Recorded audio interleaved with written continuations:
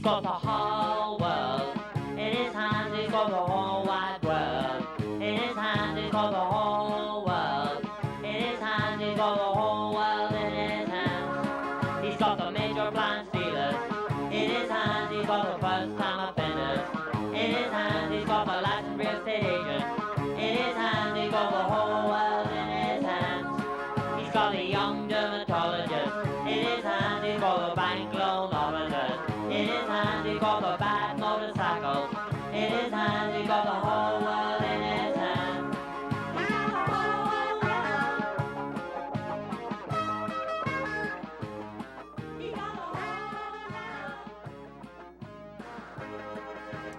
Well, good evening, my excellent friends and those who are tuning in for the first time to see the Wild Man talk about public affairs here on Houston Media Source. It's the 12th of April in the year 2012.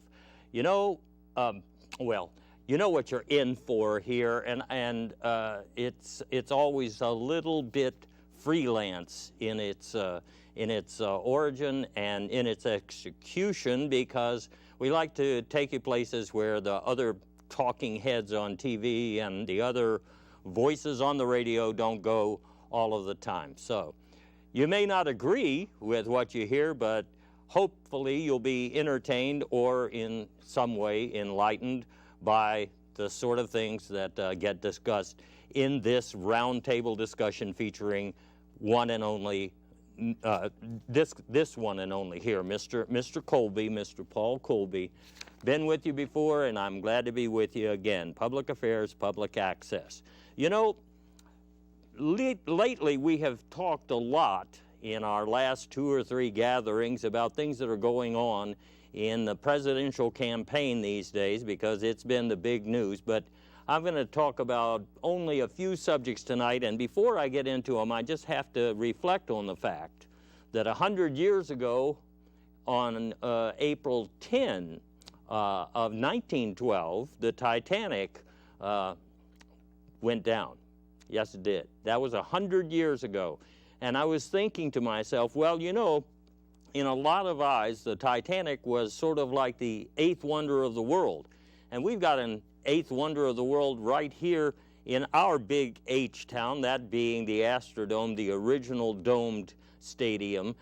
There's so many now that it's not a big deal. But we did have the very first one, and I was thinking about the fact that it's been sitting there for the most part since 2003, doing nothing and costing about $19 million a year to do nothing. Basically to keep the leaks from springing and to keep taxes paid and blah, blah, blah. There's a county organization now that runs it, Sports and Conventions Bureau for the county, and it hasn't been used for anything except during Hurricane Katrina, when it was dragged out of mothballs and used as a big hotel. And I was thinking to myself, wow, the 8th wonder of the world just sitting here, not being used for anything. And I think that's silly. You know, we could be having on every given weekend that we wanted the largest flea market in town, or maybe in the state, right there in the Astrodome.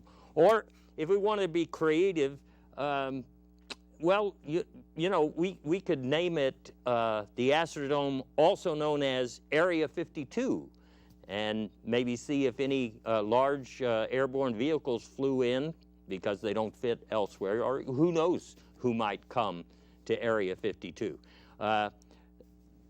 As another possibility, I have talked before about seceding from either the city, or seceding from the state, or seceding from the federal government. And if anybody decided to secede from the city and had, say, maybe $50, $100 million sitting around, why, they could headquarter right there. But enough of my ruminations about the Astrodome. It's just that I went to the very roof of that dome myself, walking up the catwalk, and I played baseball in that facility, and I just wish it was being used for something. You know, the big talk these days that I am seeing all over the internet and all over TV is talk about the Hunger Games, and that's where I'm going next. But you know, we're going to talk about are you what you eat or not. But before I get there, I know everybody wants me to say something about the presidential candidates every time we get together, and so I'll tell you about a little inside scoop that I was able to get, and that involves the tattoos of the remaining presidential candidates. You will be surprised, or maybe not. George Romney, according to sources that I can't actually reveal, has a tattoo that basically says flexible. Flexible. I guess you're not surprised to hear that. It's a clever device. Rick Santorum has a tattoo that says "Speak for God." Very apt, wouldn't you think? Newt Gingrich has a tattoo that says "Third time's the charm." And I thought we had some pictures of these, but maybe they've been censored because they're a little, you know, a little bit wild. But the last one I think that would not surprise you is that Ron Paul has a tattoo that says, well, I can't imagine. It says "Born Free," or it says something like that. Free bird, yeah, that's what I was trying to think of. Now, the person who gave me this important background information, I asked, what about Barack Obama? Doesn't he have a tattoo? And he said, well, yes, he does, but they just can't seem to find it. You know, it reminds me of that whole thing about the birth certificate. But anyway, I'm promising you we're not going to talk about the presidential campaign as such, because you're probably tired of hearing about it already, and we've got months to go. So let's move to topic area number one, which I like to call "Are You What You Eat?" Because in this modern age, we're hearing a lot about the latest social buzz, which is the Hunger Games, and I haven't seen it. I haven't read the books or anything else, but when I hear this talk, the first thing that occurs to me is that we could be talking in a real America about the obesity games, you know, because of among children especially, and this is a movie about children, the problem doesn't seem to be hunger so much these days as obesity. The Center for Disease Control Statistics point that up, you know, about 17%, or that's about 12.5 million children and adolescents aged between 2 and 19 are obese. And since 1980, that figure has effectively tripled. So that's something that I started thinking about. And of course, one thing leads to another. And I think American diet and its connection, diet and lifestyle, that connection to obesity, to hunger, to nutrition, to wholesomeness, and so forth. And I have told you before on previous programs that there's actually very little food in most grocery stores, not what we would call real food. And as if to carry that further, I want to dilate some of these remarks and go back and talk about things that have been done for a long time and things that are going on now. Because food deception, if you want to call it something like that, or unreal food, has been around for some time now. You can go back to the early part of the last century, in the 1900s, when margarine was invented. And for a long time, when folks like me were growing up, there was the impression that margarine was somehow better for you than butter. But I want to talk about that a minute and see what you actually think once you know the facts. Maybe some of you do, but I'm thinking a lot of you don't know. How is margarine even made? Well, first of all, you start with a bunch of cheap oils, cheap vegetable oils. I mean, cottonseed, soybeans, sunflower seeds, that sort of thing. And these are already rancid in the first stage of the process that makes them into margarine, because they get hit with that high heat. And after they do, then they get hexaned. Yes, hexane is used as a solvent in the next step. Then they get steam cleaned, which effectively destroys the vitamins and the antioxidants that might be present in the oils. And then they get mixed with ground nickel, which you might think, well, that's a toxin, isn't it? Yeah, that's what it is. It's a toxin. Then hydrogen gas is introduced into this mixture, and what you get at that stage of the process is a smelly, lumpy, gray grease. Pretty ugly thing to think about eating, but then again, that gets steamed and bleached to get rid of some of the smell, and at the end, then you add your natural yellow, and actually they can't add synthetic, artificial yellow, just because that's what the state of the law is in most states with respect to margarine. But it's been around a long time, margarine has, and if you ask a lot of people, it's way worse than butter. And butter actually tastes better, and butter actually helps in the absorption of nutrients from other things that you cook stuff in. Cook stuff in butter, you get it? Okay, so just using that as a perspective, we've always had less than ideal things in the American diet, but as we think about the obesity and as we think about the hunger that would go along with knowing what was actually in your food, we'll talk about pink slime, which by now most of you know, and I'm going to get into some of the books, like pink slime. It's out there, fat and sinew and bloody effluvia with occasional bits of meat, and we're already seeing books hit the market because of this. I especially am enjoying pink slime treats for dummies. That's a good one. And obviously pink slime is something that doesn't need to be considered just a food product. It's something that can be employed around the household in many contexts. And I know at this point there's even philosophical discussion about the reaction to the what would we call it, the neutering or the adulteration of our food supply using pink slime. But of course our governor, along with a couple of other governors, has sprung to the defense of those who make it. It's a real important commodity in school lunch programs, and the big problem is that if we actually move to something that's closer to food, it probably costs 16% more. Isn't that brutal to think you'd have to pay 16% more? And so you have a decision which I think could be phrased in terms of the health of the children to whom this beef is being fed, and a question of whether or not it's worth the extra 16% to have something that looks more like and tastes more like and is attuned to the body in a way more like actual food, okay? Not the sort of thing that used to make its way into pet food cans.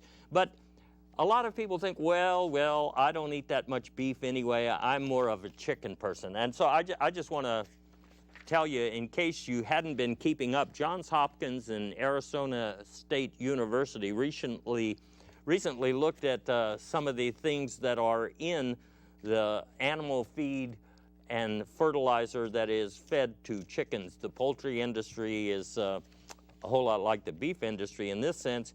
It turns out chickens are fed over-the-counter drugs such as Tylenol and Benadryl, along with caffeine, some banned antibiotics, and arsenic.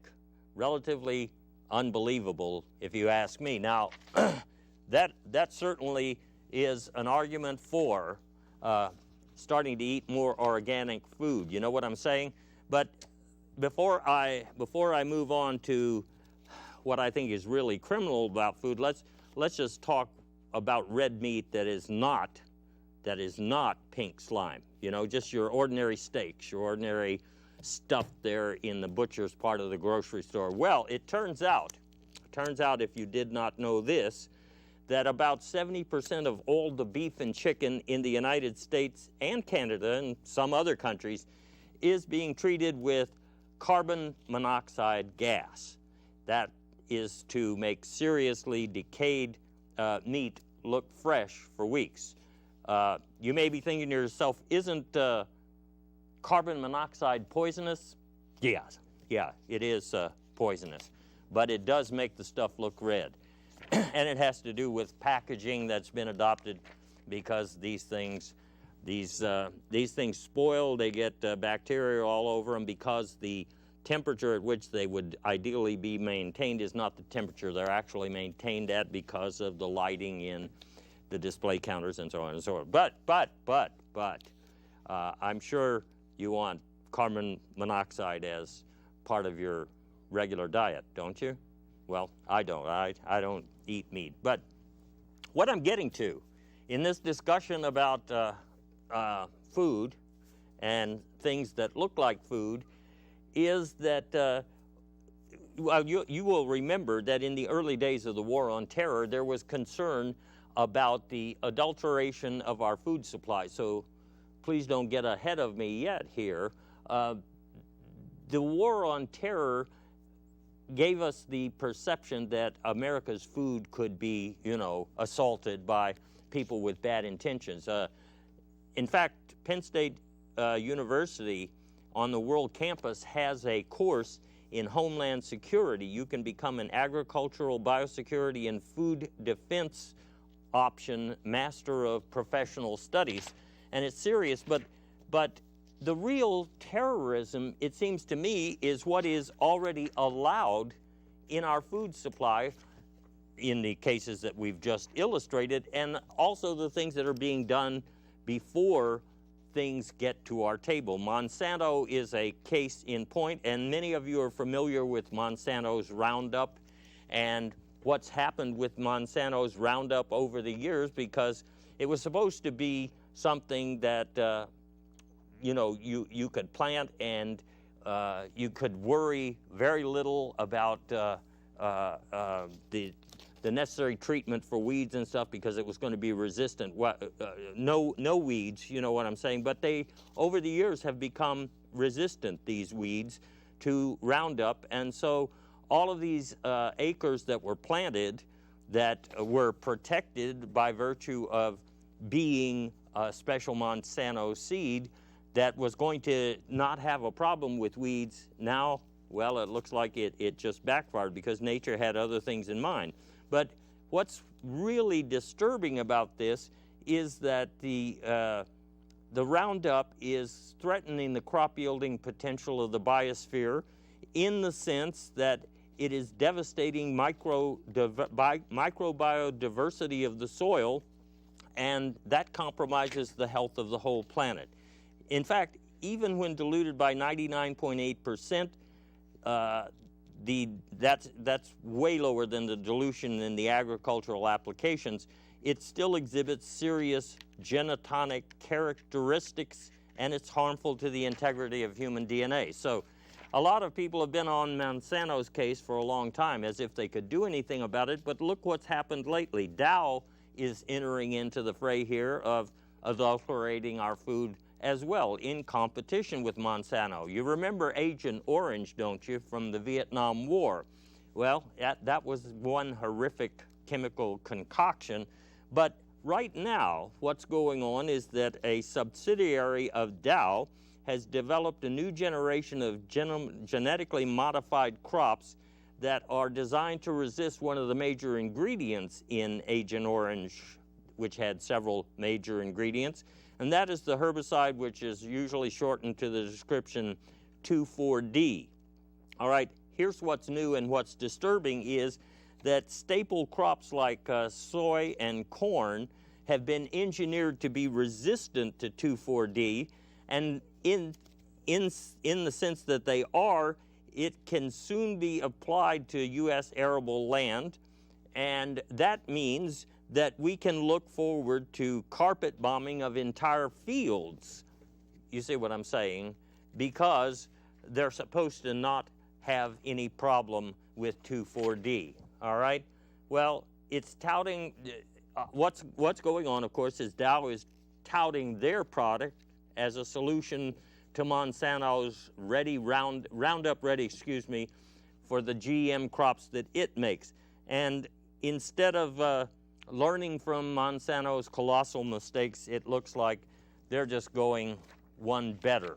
So we have as a danger in the so-called war on terror the adulteration of our food supply, but for the most part it's going on because the major corporations aren't being stopped from doing it, and because roadblocks are put in the way of making a nice transition to more organic methods. And of course, factory farms have pretty much replaced farmers for the most part, so we're talking about that.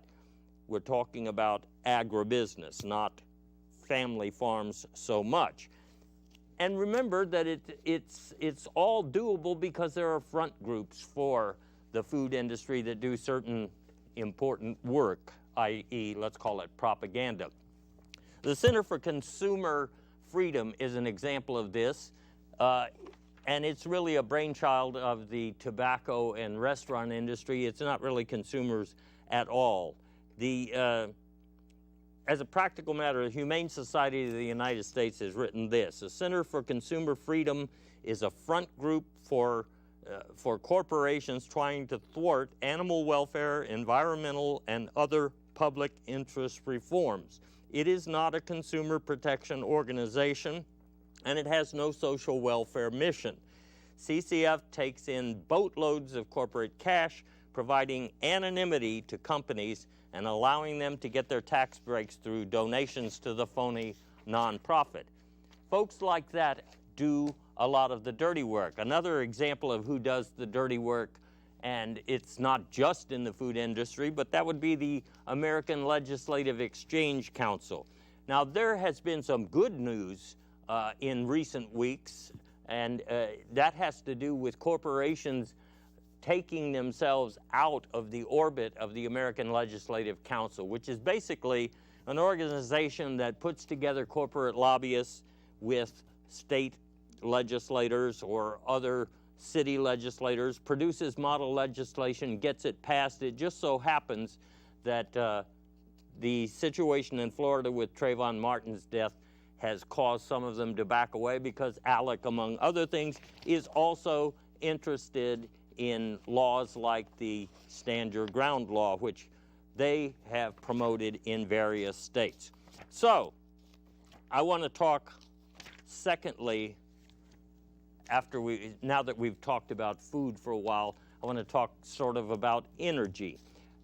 Basically, this is coming to a question of what it is that we are going to screw up next if we let marketplace fundamentalism take over. And the slides are getting a little bit ahead of me now, so I'm going to give them some sort of a sedative until I can catch up. But think about this for a minute.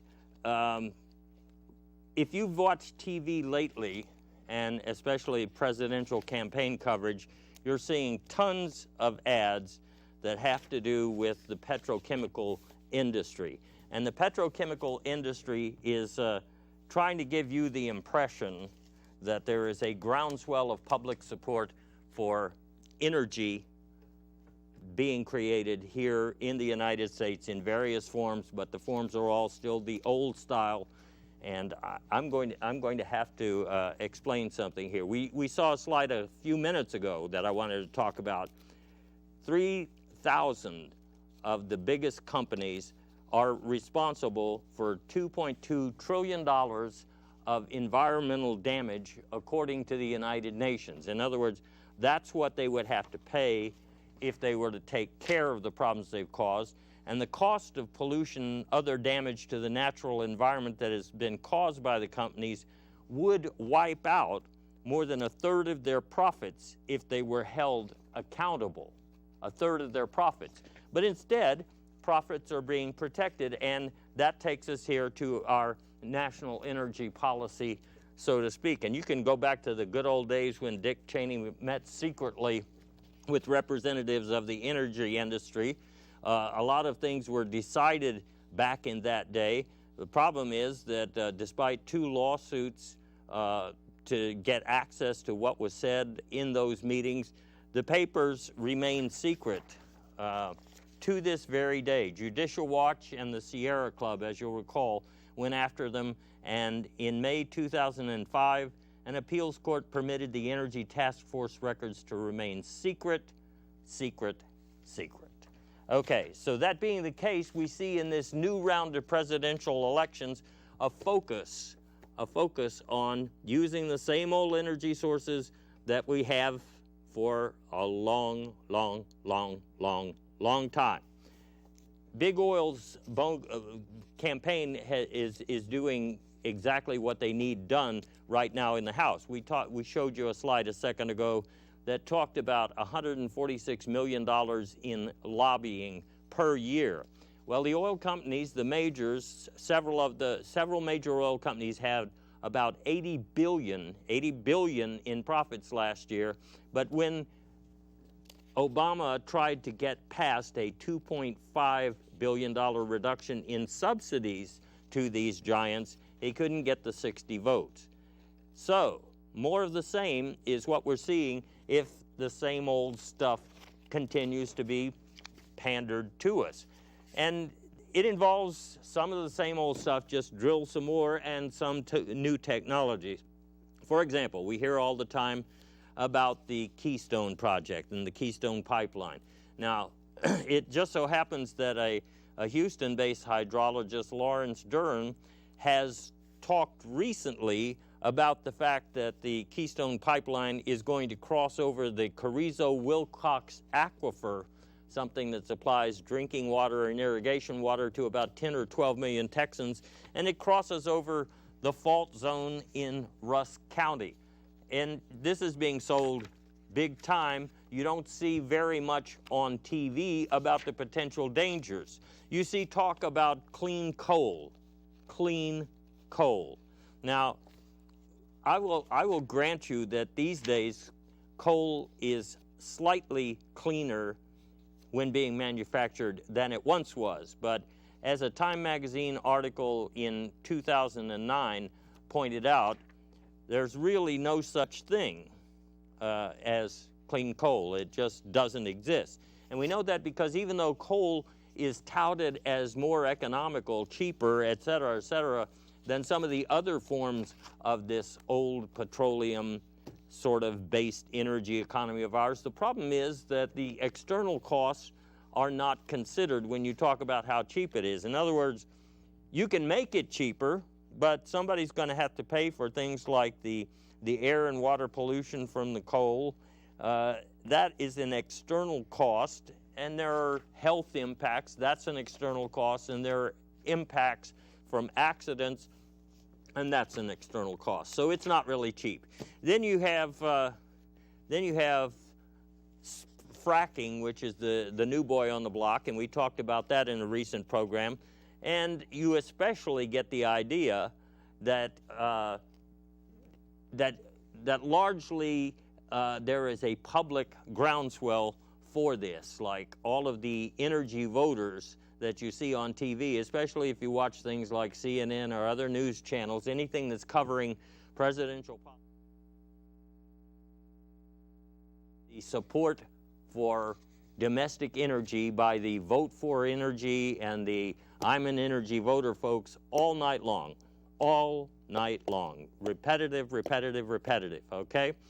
What I think is pretty funny about this, though, and we talked about the dangers last week, but, and so I'm not going to repeat that right now, but I am going to point out to you that when the American petroleum industry was putting this all together, and you can find plenty on the internet here if you want to dig deeper on this, we're talking about a public relations campaign, and all of these people you see in the ads basically responded to what we actors like myself call a casting call.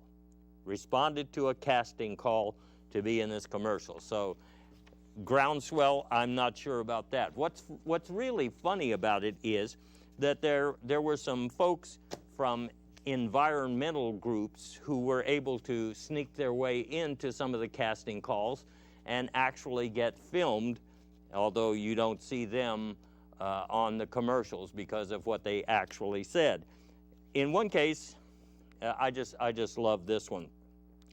There's a gentleman named Gibson, the environmental activist, and he was asked to do his bit. You know, the director prompted him, said, smile, breathe deeply, and do your I vote. And here's what he said: I vote, but I am a clean energy citizen. I do not believe in the lies and influence peddling of the American Petroleum Institute, which would lead you to believe that I am a citizen that is okay with giving my taxpayer dollars to the millionaires and billionaires that run oil companies, the most profitable industry on the planet. The American Petroleum Institute is peddling its influence to make you think people like me are in full support of a perpetual petroleum future. Energy Citizens is an AstroTurf front group created by the American Petroleum Institute to make it sound like there is citizen support for petroleum in our energy future, and we need clean energy like wind and solar. See, you didn't you didn't actually see that one on TV, but that's what a lot of us think, and we think it pretty loudly these days. How does this stuff happen? How do they keep their grip? Well, first we know that they have a bunch of politicians in their pockets, so that's not terribly surprising. But you'd think that we would make some progress in developing alternate sources. Excuse me. But once again, just as in the food industry, you have public relations behind you, and that tends to tip the scales. The Edelman firm is the one that was involved with the API in creating some of these commercials for the Energy Voter Group, and they also, you might recall that when excuse me, Rupert Murdoch was in a little trouble for phone hacking a bunch of people's phone calls, that he went to the Edelman Group and used their PR specialties to get himself out of hot water. That's what they do for the most part. Edelman's past efforts have raised some eyebrows. For example, take the case of when they were working for Microsoft. USA Today reported that the elaborate plan hinges on a number of unusual and some say unethical tactics, including planting of articles, letters to the editor, and opinion pieces to be commissioned by Microsoft's top media handlers, but presented by local firms as spontaneous testimonials. Excuse me, that's how it works. Now, folks, we've got energy choices, and we don't have to be bound to the old methods. We don't have to be bound to the petroleum industry, and we certainly don't have to be bound by old forms of energy that are capital intensive like nuclear industry, which fortunately is not going very well these days because of those high capital energy costs. But I wanted you to think about something. Did you know that in reality, nuclear energy is basically a form of creating hot water? I mean, nuclear energy is a heater. You're heating water, you're boiling it, you're making steam. You're paying a whole lot of money to do that. So I want to ask you if this is typical of how much junk mail you get every month. Since I saw you last, I just collected some. I'm sure I didn't get it all. But this is most of the junk mail that I've gotten the last few weeks. All right, and so have you, I'll bet, and so has everybody you know, and there doesn't seem to be any end to it. So if we just want to be silly, ladies and gentlemen, instead of going on with the current energy approach, I would suggest we build some giant furnaces everywhere, every state, and have everybody turn in their junk mail and burn it. And then we'll get hot water in a fashion that I should think will be a little cheaper and probably just as efficient. Now, of course, I'm not saying that at this point we can get cars to run on burning junk mail, but somebody out there might want to start working on that so that we've got an idea. What are we saying so far? Well, you've looked at our food industry, or we've looked through simulated food and adulterated food versus the things that the body is a little bit more receptive to. and the stuff that is in the grocery store that a lot of people probably don't even pay attention to when they're eating it, just assuming that it's regular food. And then you have another giant arm of publicists and a giant boatload of campaign money that you can spend to keep the petroleum industry entrenched when we could be spending all of these subsidies, like $2.5 billion for giant oil companies. We could be spending those on, let's say, the 50 most promising alternate energy sources. I mean, or the 20, or the 100. I mean, take the $2.5 billion there and take a whole lot more than that and pour it into some things that are not petroleum. And look, folks, I have plenty of friends who work in the petroleum industry, so it's not like I'm saying that, well, they should retire tomorrow and we should stop running cars. There's going to be a transition, but we need to get serious, and we need to behave as if there are options to just drilling more oil and taking more out of the ground, because it hasn't been that long since we had one of the worst oil spill disasters in our history, and already the clamor is there again for drilling in the Arctic and drilling offshore, and we've discussed all of the other methods that are being suggested, the fracking, the shale tar, blah, blah, blah, blah. Is it necessary? No. No. We could go in an entirely different direction, okay? And that's what I'm saying, is that we should think in terms of going in a different direction. That's all to say, when I said that the food supply and what's being done to it is kind of Orwellian in a sense, the power of the American Petroleum Institute and other corporations to control things in the political process, that's kind of Orwellian. That moves me into the third area where we're going to be speaking in terms that would make people remember George Orwell. But it has occurred to me, and I have asked people to find this out and to confirm it. There are a lot of younger people who never had to read George Orwell's 1984 and don't even really know what it's about.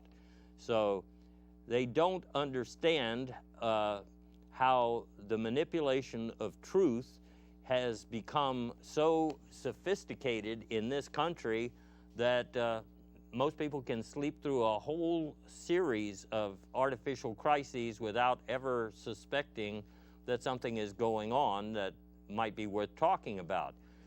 For example,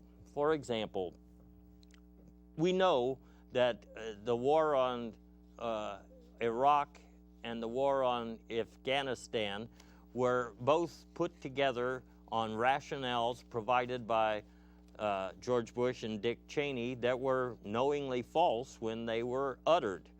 And so we have people going to war on false pretenses.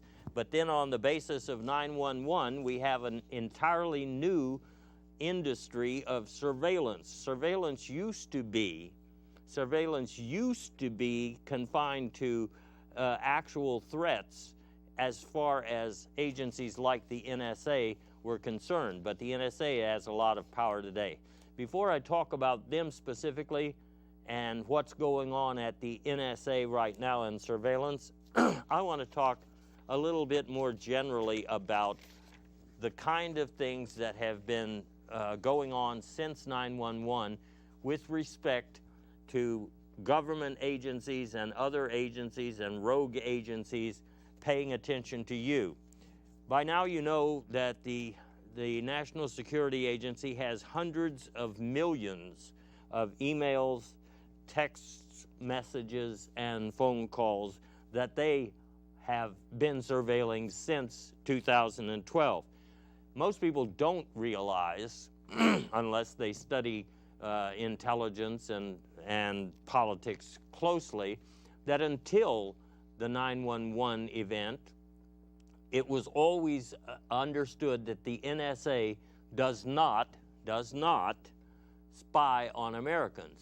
But that's all gone out the window, and we'll talk a little bit more about that as we go to their new development. The FBI, for those who haven't paid attention, has about 1.5 billion records about U.S. citizens. State and local tracking of cell phones is going on these days without warrants, not just at the federal government level, but at state and local level. The FBI has 62 million fingerprints. There are about 126 million idents. That's a biometric identification system that is also part of Homeland Security operations. The State Department has 110 million visas and about 90 million photos. The FBI has DNA profiles on American citizens. There are 740,000 people, more or less, who have files in the Terrorist Identities Data Mart environment, which is set up since 2011. In other words, as a result of threats real or imagined, and as we have said on this show many times before, mostly imagined, the government has authorized all kinds of spying, not just on dangerous terrorists, but on anybody and everybody. And it's all being done in the name of protecting us, and it's not very effective. But because of all the money that's going over to the National Security Agency these days, there's a big new project going on, and that's the biggest spy center that's ever been built out in the desert of Utah. Now, it's going to mine all sorts of data. James Bamford is regarded as the authority on the National Security Agency. There's nobody that has more sources or more data about NSA. He's written several books prior to this current article that I'm referring to here that is in Wired magazine.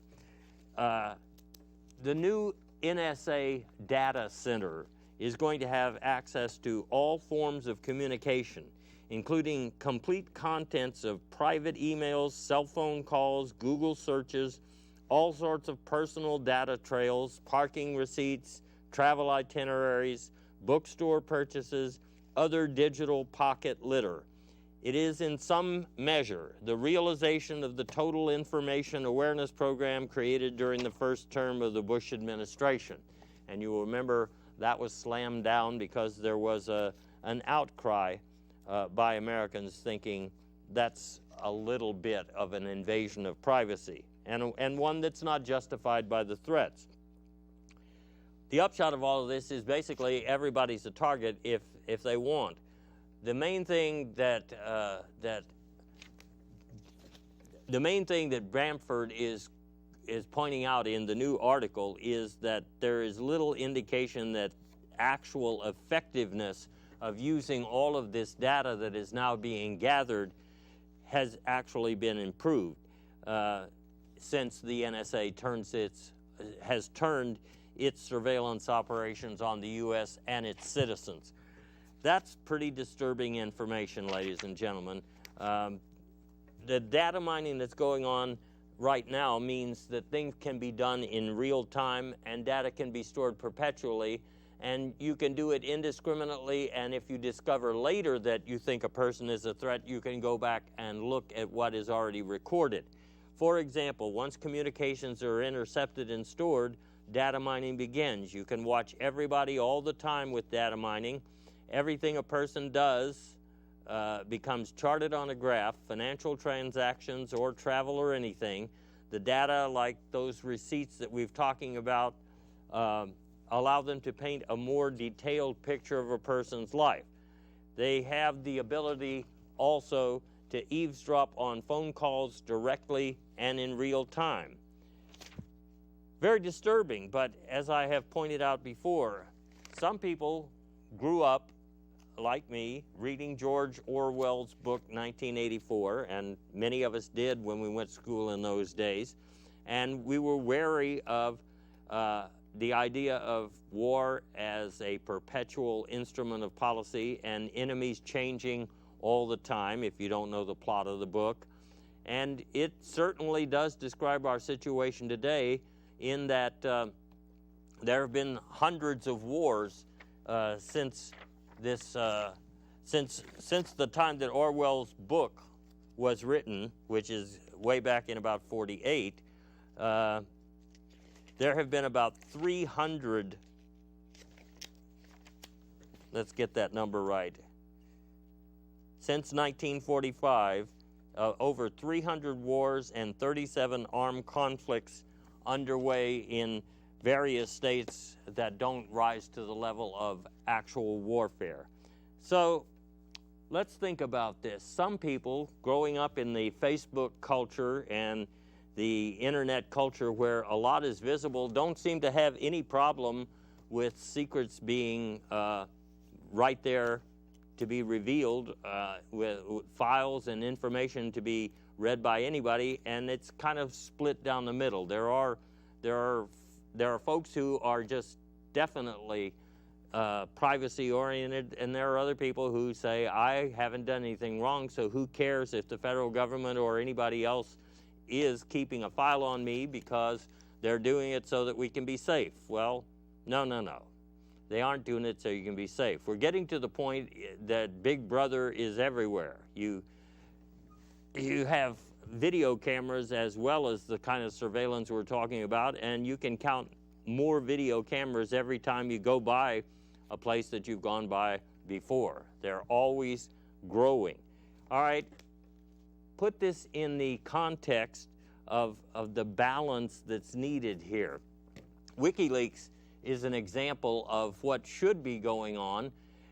Instead of having governments taking the liberty of monitoring all of the individual events in our life, if they want to, and keeping records on them, it really ought to be our ability, right, our prerogative at this point, to keep an eye on government figures and the corporate figures that I'm talking about, and especially in the areas of energy and food.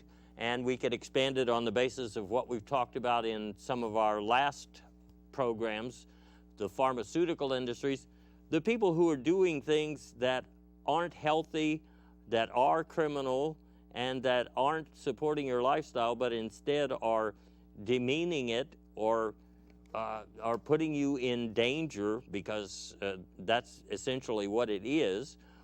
Those are the kind of people that I should think we want to be surveilled. For example, WikiLeaks has surveilled, by virtue of receiving documents from all sorts of anonymous sources, WikiLeaks is able to produce information for public dissemination about things that are done in the government that get classifications of secrecy or higher than secrecy, so that we're not supposed to read them. Do they actually protect things that are too sensitive for us to see? Obviously not. What they tend to protect is either dumb policies, criminal activities, or abuses of the power to surveil. And so there is very little evidence that what is being done in massive surveillance of the population is creating any more safety for any of us. What it's doing is just creating a Big Brother mentality and bringing George Orwell's vision right here into fruition. I'll tell you something. WikiLeaks founder Julian Assange has pointed out in a very recent exclusive interview on the Cablegate affair that this is not something that is just happening in the United States. To quote him, for example, companies around the world are selling equipment to states for $10 million per year to record every single telephone call, email, and SMS going in and out of a country. Billions of hours of telephone calls, and not just to look at them and then perhaps discard them, but to record that information permanently. Not just here, but all over the globe. Powers are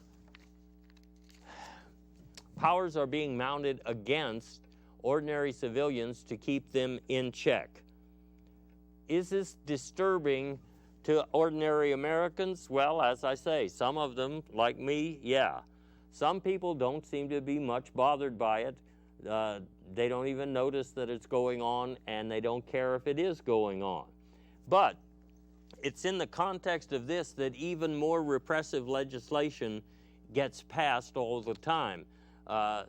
Recently, the National Defense Authorization Act included some really bad language, and it was language that President Obama signed, but only with a reservation.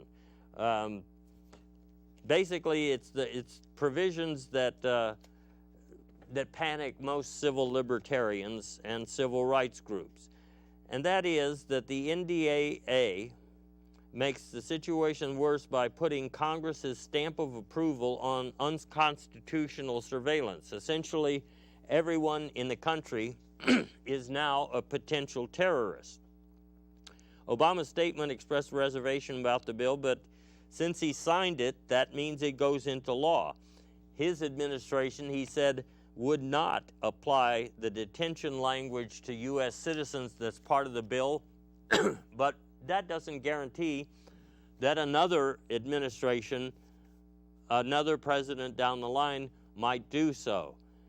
It's just this kind of stuff, this constant threat of enemies, this constant threat of running out of energy, and all of the constant threats that are foisted upon us that keep us in a state of not enjoying, a lot of us, that is to say, not enjoying our situation.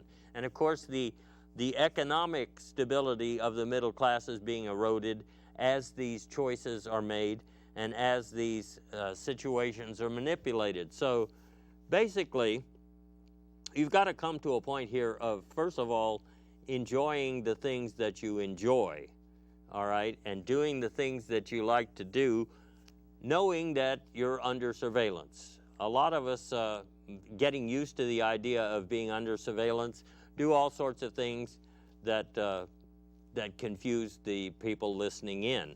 That can make life into a fun game. But it is serious business, knowing that everything you do can be recorded. I think in an ideal world, we would turn the tables and we would have different rights that we demand from the National Security Agency. Let's say, for example, you're trying to find a receipt for something and you can't seem to turn it up in your records. Well, instead of panicking, you should be able to pick up the phone and call the National Security Agency and say, look, last week I was at the sporting goods store and I bought these golf clubs and I have to take them back. I can't find the receipt.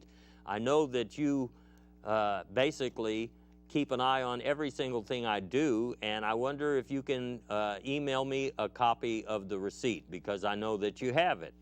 Or let's say that you're having an argument with a friend about when it was that couple of years ago that you went to Veracruz or you went to a certain beach party. Well, you could solve that argument if you had a bet on it by calling up your NSA customer support representative and saying, look, I seem to have lost track. I know I've got it in my diary somewhere. When was it we went to Veracruz? Just go back through my files and let me know, you know. Or let's say that you're downtown, you're waiting for somebody and they're already 35 minutes late and they were supposed to meet you at Hank's Burger Stand, and you've been there, you haven't heard from them or anything, you haven't seen them, so you just call your NSA customer service representative and you say, look, Sharon is supposed to be on the way here. She's driving the van. Can you please check on your GPS? I know you're tracking her, and tell me how far away she is, okay? There are any number of useful functions that we could all share if the information that we are paying for, that is being consolidated in computer files in YOLObytes and other new sizes we've never talked about before. If all of this information and data is being collected, and if it's about you, then you should have every right to just have a look at it, right? Whatever they got on you, you can see it. Not only that, it would help kids doing their science fair project or their term paper, knowing that they could just go to their NSA customer service representative and say, look, here is a list of the things I need. Just download them from your files, email them to me in the morning, and then I'll have the report done. It's our information. We're paying for it. Most of it isn't secret or shouldn't be secret. The parts that are secret are things that people shouldn't be reading. I don't trust, now look at it this way, ladies and gentlemen. Some people say, it's okay that the government is reading my files, but I sure don't want Midge looking at this thing I wrote the other day, or I sure don't want Bob to know what I wrote down here a couple of years ago in this journal. I mean, he would be ticked if he knew that. So if you have concerns about privacy that go to the fact that you don't want certain people to see something, then why is it okay that it goes to somebody in the government who is putatively someone you can trust? Why do you trust them? There has never been any intelligence operation of this sort of, this magnitude where the potential for abuse was not the #1 factor. And that's what we're seeing today, because the appetite for more and more data on Americans, it seems to be boundless. And it seems to be producing no results except more fear stories and more manipulation of events so that people get used to more fear so that they'll give up more rights. And it's kind of tiresome. So, at the end of the day here, I'm saying that you should think about the food you're putting in your body. You should be demanding that other kinds of energy be pursued in this country before we destroy this planet, because if we always use the justification that jobs are going to be lost if we don't do this or that, then we'll just keep destroying this planet until we run out of jobs. And once we destroy this planet, it's unclear where the jobs-oriented people think we're going to go, because it'll be a couple of hundred years before we can go take over another planet and mess it up. All right?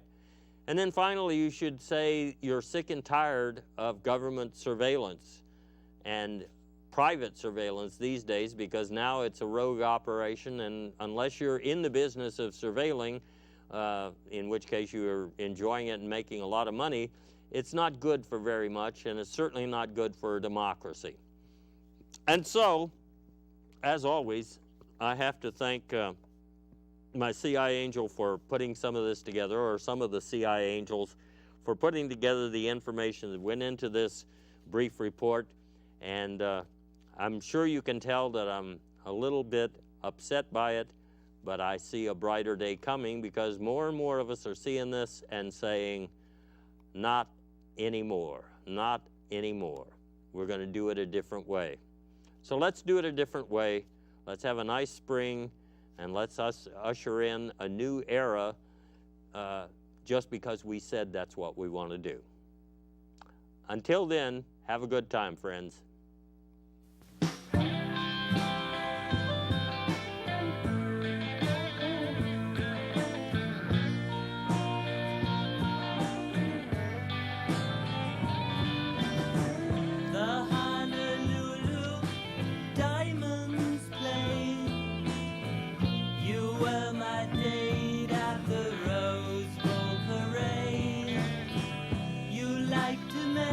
I was unemployed.